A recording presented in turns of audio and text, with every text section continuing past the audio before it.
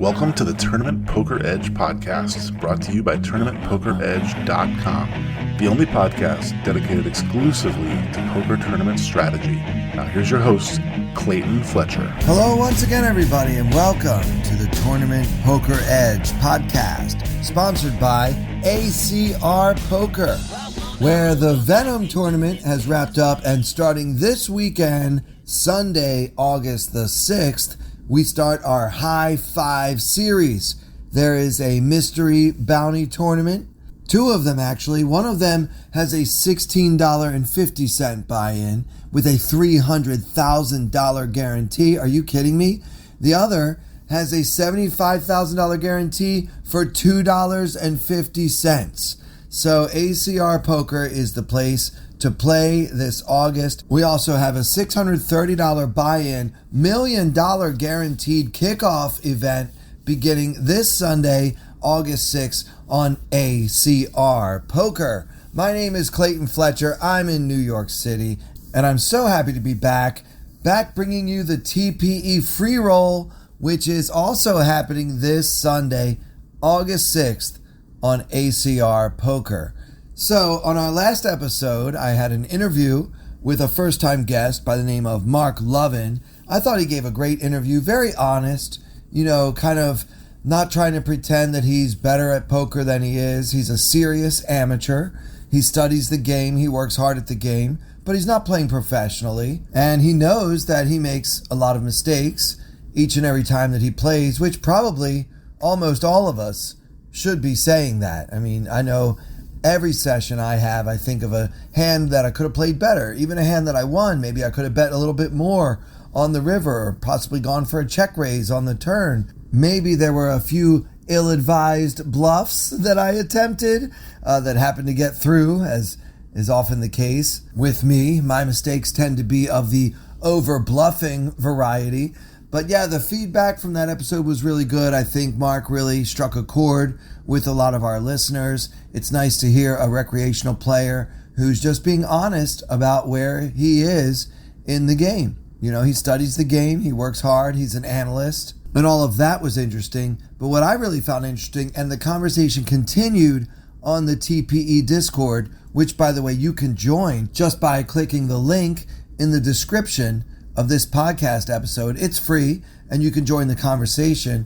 A lot of players kind of discussing how they played the first time they ever entered the World Series of Poker, how they may have made some strategic errors on day one of their first ever main event, stuff like that, and just kind of the mindset that you need to have to be a winner in tournament poker, and especially in the World Series. You can't go in there thinking, well, my goal is to just last a long time.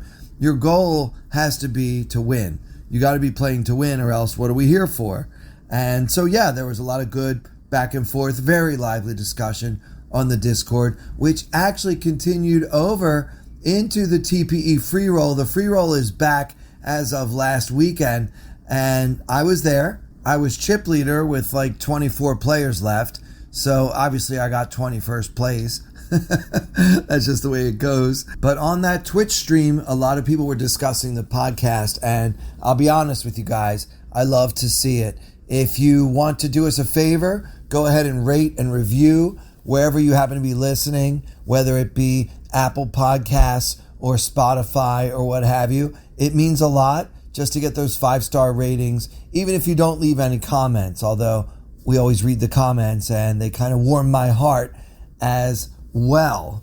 This episode might be a little bit shorter than a lot of our episodes. I've had an incredibly busy day recording the Audible version of my new book that's coming out. I don't think I've talked about the book at all here on the podcast, but if my voice sounds groggy, it's because I've spent the last 2 days in the recording studio reading page after page after page of a book that I've co-written, and it's called The ROI of LOL. So a little off topic for a poker podcast, but my book, co-written with the CEO of a PR firm here in New York, is all about using comedy skills in business and just to make your life better. So there's a lot of return on investment on learning how to use your sense of humor. The book is published by HarperCollins, and it is available for pre-order now everywhere that books are sold. So if you want to support me personally, I'd really appreciate it if you would pre-order a copy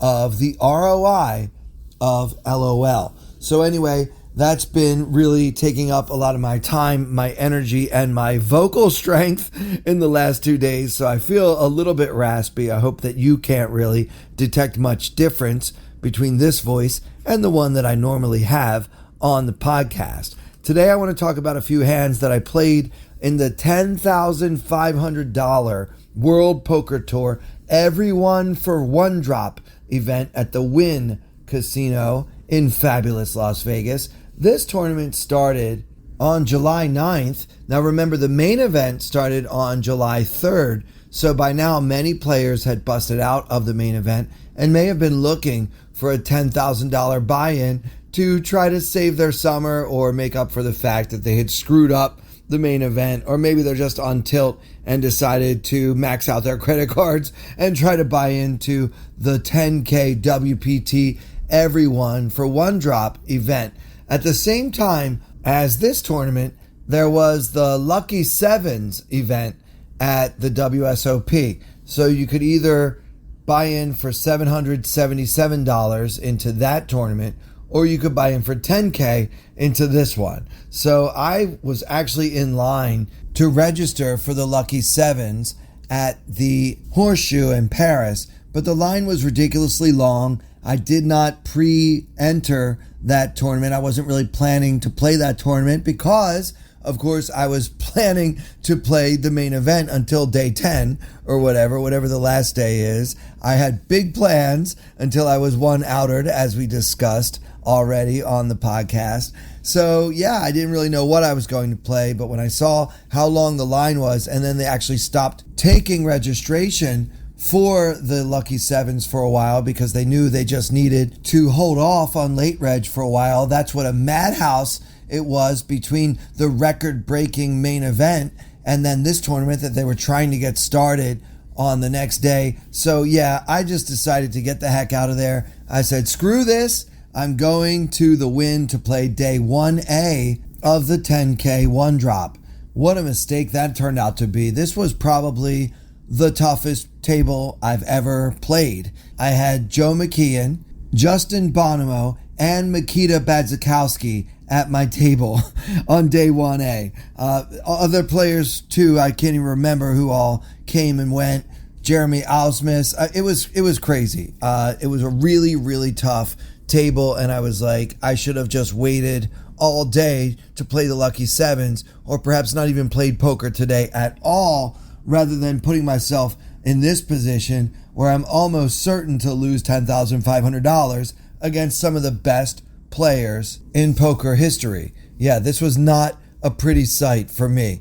Anyway, once you buy into a poker tournament and play one hand, you can't get out of it. So I'm stuck at this table and I got to deal with it. I have Juha Helppi, who old school fans will remember him as one of the original Scandinavian WPT champions. He may even be the person that Phil Hellmuth was referring to when he famously said these idiots from Northern Europe, although don't quote me on that.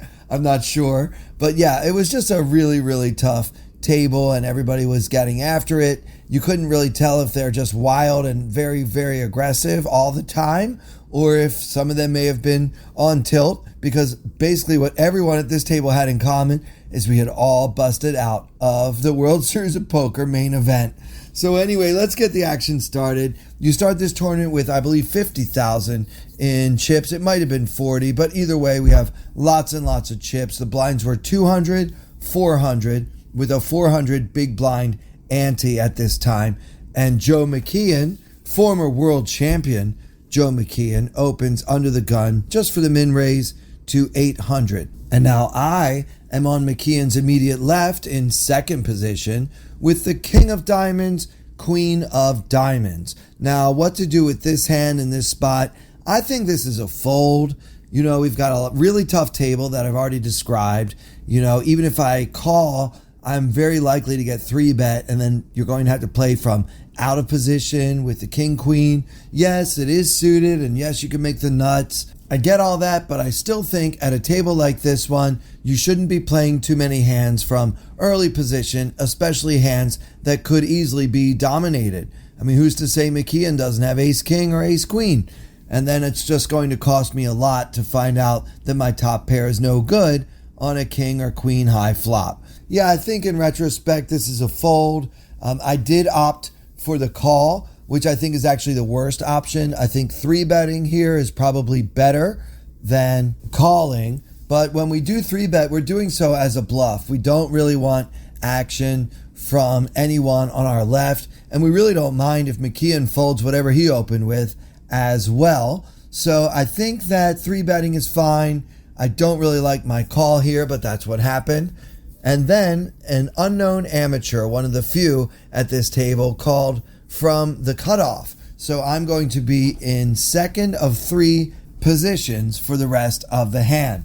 And with 3,400 in the middle, the flop comes queen of hearts, 5 of hearts, 4 of diamonds. So queen, 5, 4 with 2 hearts and 1 diamond. Hero holding the king of diamonds, queen of diamonds.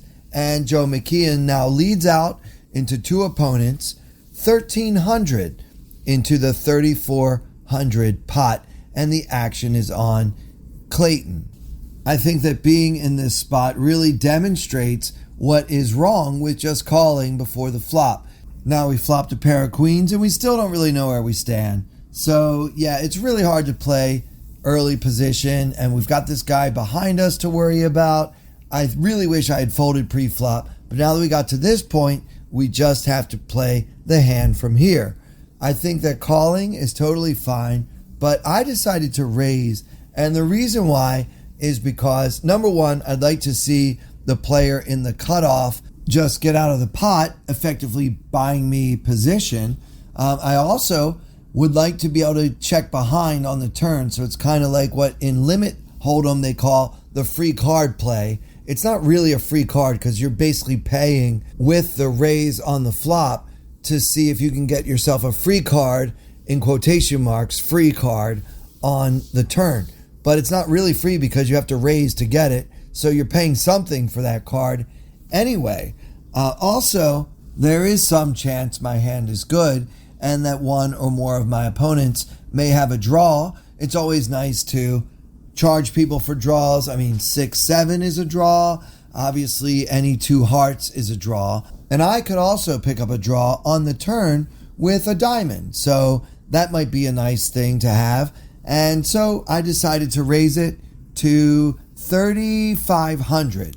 So McKeon had bet 13 into the 34 pot, and I made it 35. At that point, the cutoff called, foiling my plan, and McKeon called as well. So now all we've managed to do is build the pot with a pair of queens in a situation where I have absolutely no clue where I'm at, and I didn't even buy position. So I was not happy that they both called, and I really didn't know where I stood at all. I just knew I had a pair of queens, and I was really hoping to see a diamond on the turn.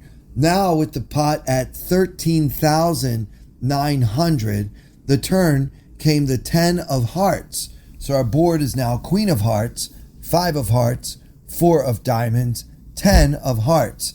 Queen, 5, 4, 10 with 3 hearts. Hero holding the king of diamonds, queen of diamonds. At this point, Joe McKeon checks to the raiser, me, and it's my decision what to do. Well, I don't really see any reason to bet this card. One thing I was concerned about on the flop was a possible draw, and the flush has now come in, so I have to be concerned about that, obviously.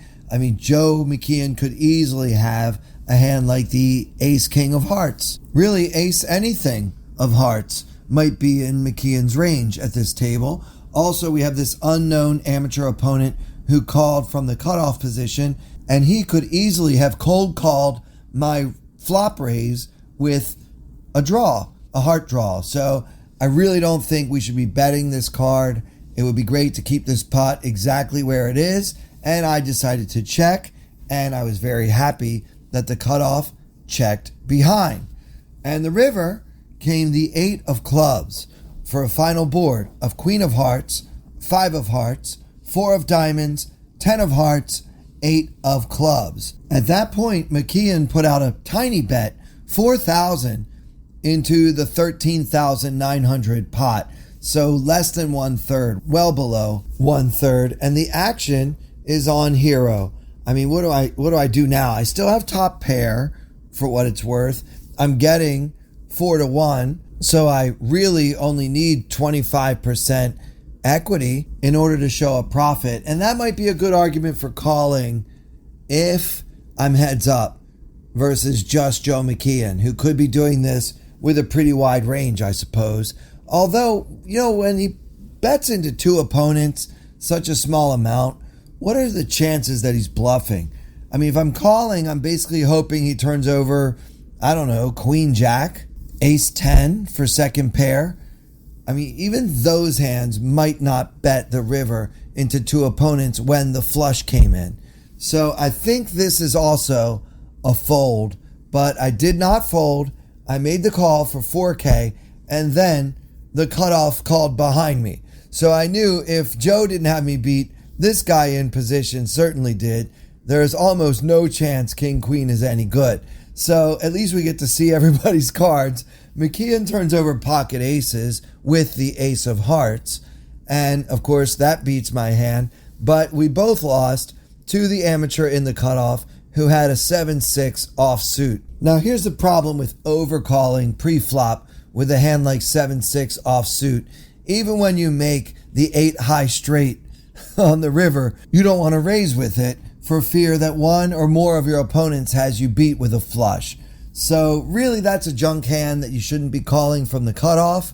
When it's gone first position raise and second position call, I think we can all agree folding 7-6 offsuit is correct. But in this case, it worked out just fine for the cutoff, who won a nice pot with the 8 high straight. So yeah, pretty bad hand by me. I don't like my pre-flop call, and I definitely don't like my river call in the least. I do like my flop raise for what it's worth and think it has a lot of merit, especially multi-way, but overall, not a great hand by me. So later on, after dinner, the blinds were 500, 1,000 with a 1,000 big blind ante, and at that point we had 58,000 in the stack when the average was 62K, so right around average after dinner. And we have a new player at our table. He is, I think, Brazilian. He's got a Spanish accent of some kind, and he's got a very colorful sweater and a colorful personality. And some of the other pros at the table know who he is, but I do not. Anyway, this colorful sweater guy opens for the minimum to 2,000. One thing I noticed, by the way, about this tournament is most of the raises, even early on day one, were just minimum raises. People weren't getting too fancy, trying to make it 2.2x or 2.15x or anything cute. They just, a raise is a raise, apparently, in this world. So that was the norm, at least at this particular table. So I thought that was well worth mentioning. This player has about 40,000 in his stack, and he opens from second position to 2,000. Folds to me in the cutoff, holding the 10 of hearts, 10 of diamonds. Now my M is about 23. I have obviously 58 big blinds, and I think that we have a choice here between calling and 3-betting. So I've got pocket 10s. I don't know my opponent. He's got 40 big blinds, so we have him covered. I don't know. I mean, do we want to try to get all in for 40 big blinds with pocket 10s versus an early position raiser? I mean, I think that's okay. 40 big blinds, pocket 10s, totally fine. But here's the key, guys. If you do 3-bet with this hand in this situation, you can't really be folding unless all hell breaks loose to your left. In other words, maybe if Helpy 3-bets and then Makita goes all in and then the original raiser also shoves, then we can start thinking about throwing away the tens. But short of anything wild and crazy like that, we don't want to be 3-bet folding a hand this strong versus this original raiser who is an unknown Brazilian opponent with 40 times the big blind in his stack. If we're 3-betting, it's to try to get all in versus his ace king, ace queen, or hopefully pocket nines. So another reason to possibly consider 3-betting is we do have two really tough players on the left that we'd like to eliminate, those being the aforementioned Juha Helpy and Makita Bezikowski. So I do think there's some merit to that, but I just called. I wanted to see a flop in position, maybe just try to feel things out from there. On my immediate left, Juha Helpy also calls. Now let's talk about him a little bit because he has a good reputation for being a very solid player, and it's well deserved. He's solid in the sense that he's very tight. Now, he might have been tighter than usual because he had a lot of loose action on his left, which kind of dictates that you really can't get too involved with hands you're not willing to go to the felt with. And I can tell you this Makita Bezikowski is wild. I believe he's Belarusian. He's aggressive. He is sticky, and he's extremely tough.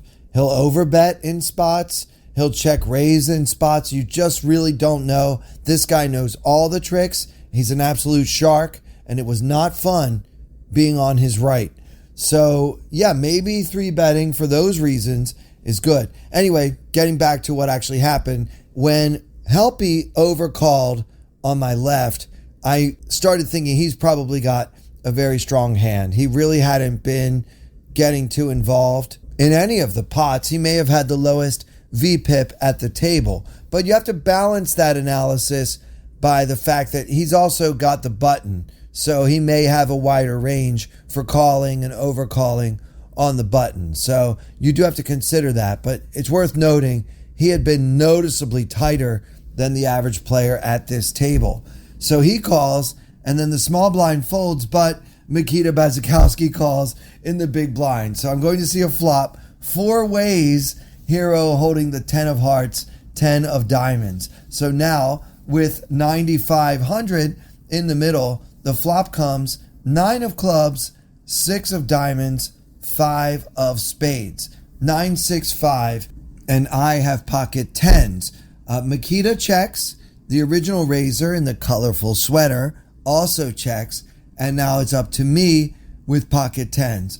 Well, I think we have to bet, right? I mean, there's just too good a chance the 10s are good. We've got to try to get some value for our hand. We also don't want to give free cards to players who might have an 8 or a 7 in their hand, possibly pocket 8s, pocket 7s, ace 7 suited, 7, 6. There are a lot of hands that we don't want to give a free card. So I decided to bet a little less than half the pot. It's 9,500 in the middle. I put in 4K, and now Juha Helpy calls, and thankfully the other 2 opponents fold. So at least I'm heads up with somebody. But again, it's a guy that's been really tight. I don't know what's going on with him.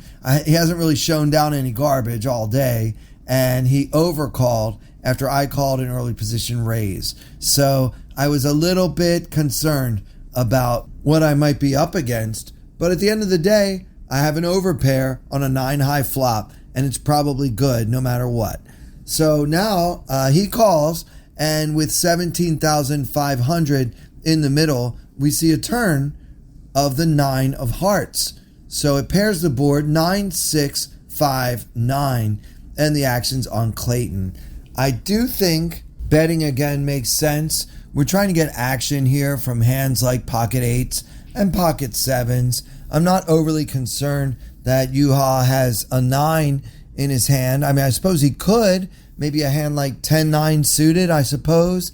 But yeah, I'm more worried about him having like a pair and a draw, pocket 8s, pocket 7s, 9-8, 9-7, 7-6, hands like that. I don't know how many combos of all of those hands will actually be in his range. I mean, obviously, he's always going to have every combo of pocket 8s, pocket 7s.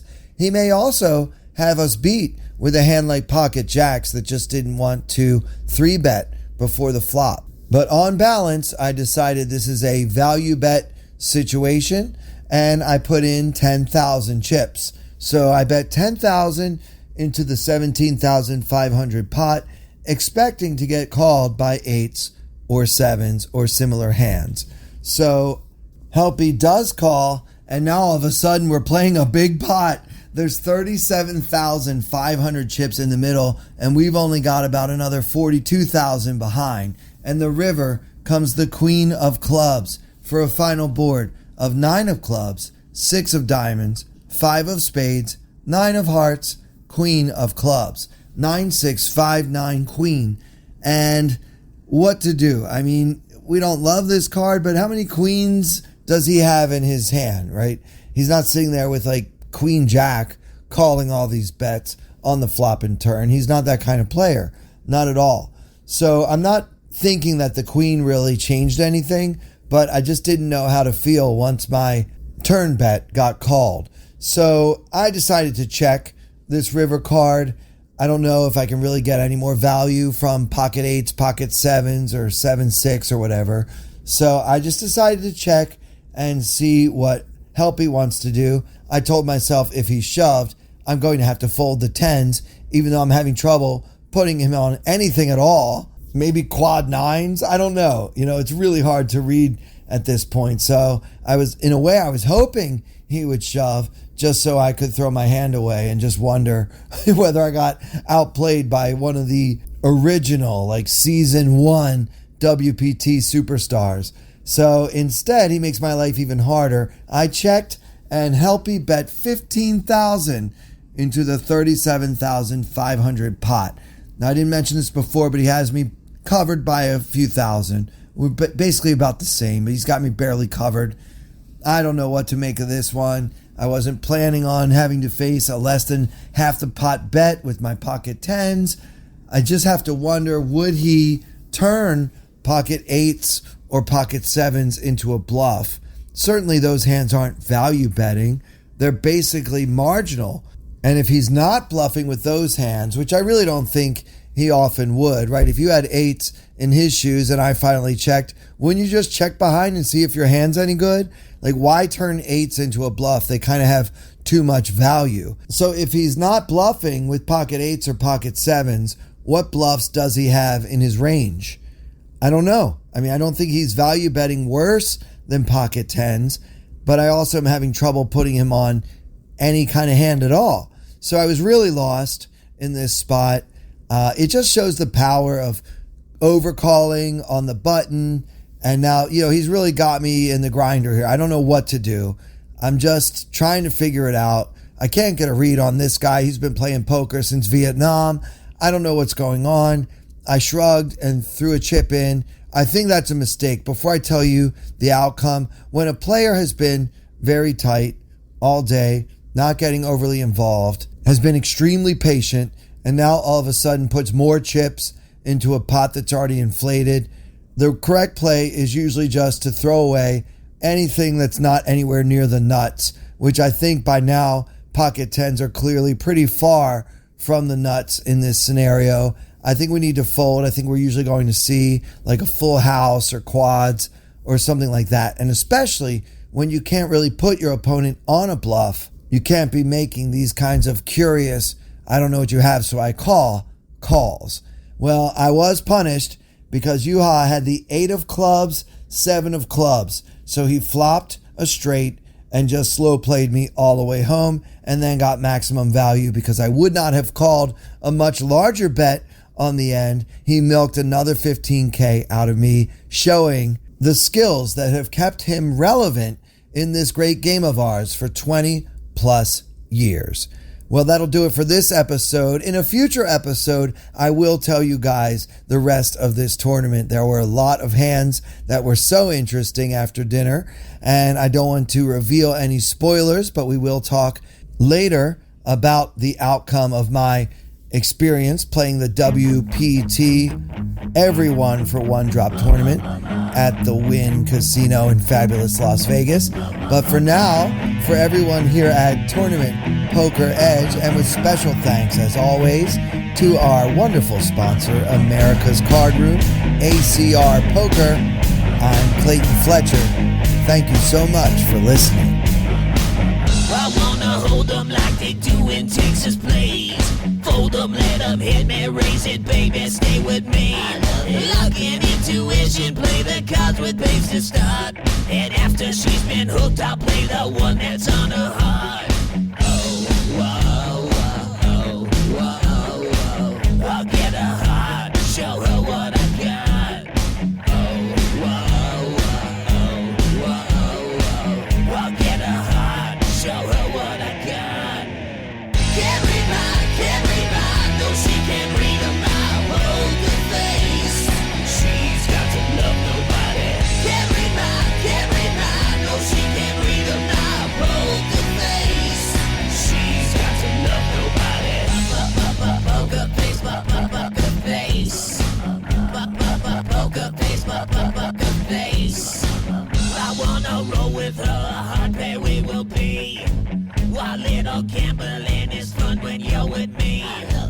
Russian roulette is not the same without a gun. And baby, when it's love, it's not rough, it isn't fun. Oh, whoa.